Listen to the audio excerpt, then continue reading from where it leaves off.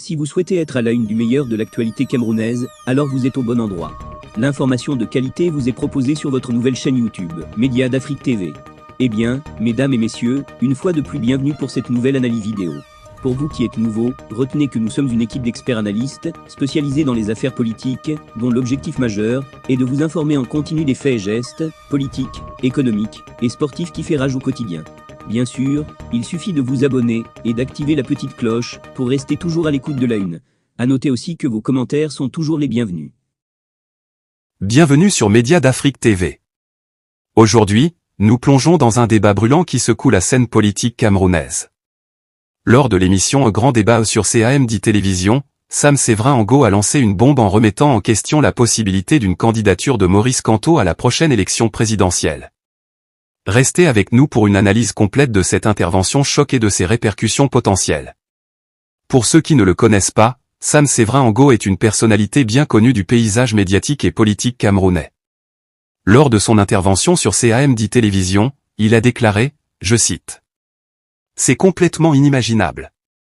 Le MRC ne peut pas envisager la candidature de Maurice Kamto à la prochaine présidentielle, puisqu'il ne remplit pas les conditions. » Ces propos ont enflammé les discussions et soulevé plusieurs questions cruciales. D'abord, parlons des conditions d'éligibilité. Sam Séverin Angot suggère que Maurice Kamto ne remplirait pas les critères légaux pour se présenter. Mais de quelles conditions parle-t-on exactement? 1. Nationalité camerounaise de naissance. 2. Âge minimum de 35 ans. 3. Résidence au Cameroun depuis au moins 12 mois avant l'élection. 4. Absence de condamnation pénale. Angot n'a pas précisé quels critères Kamto ne remplirait pas, ce qui laisse place à de nombreuses spéculations. Est-ce une question de résidence?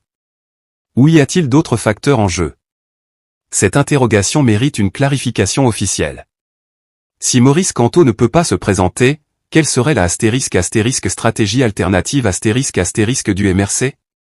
Le Parti de la Renaissance du Cameroun a toujours mis Kamto en avant comme figure de proue. Sans lui, qui pourrait prendre le relais?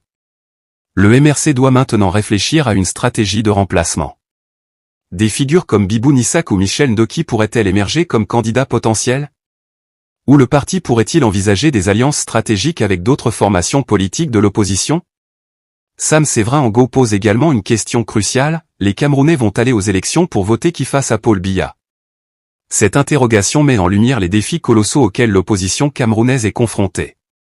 Le président Paul Biya, au pouvoir depuis plusieurs décennies, reste une figure dominante.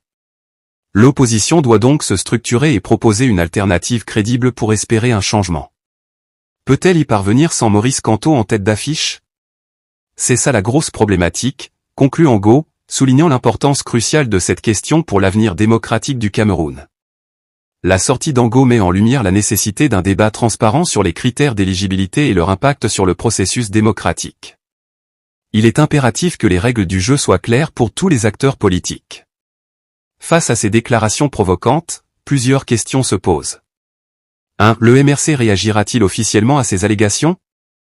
2. Quelles sont précisément les conditions d'éligibilité que Kamto ne remplirait pas selon Angot? 3. Comment l'opposition camerounaise peut-elle relever le défi de présenter une alternative viable au pouvoir en place?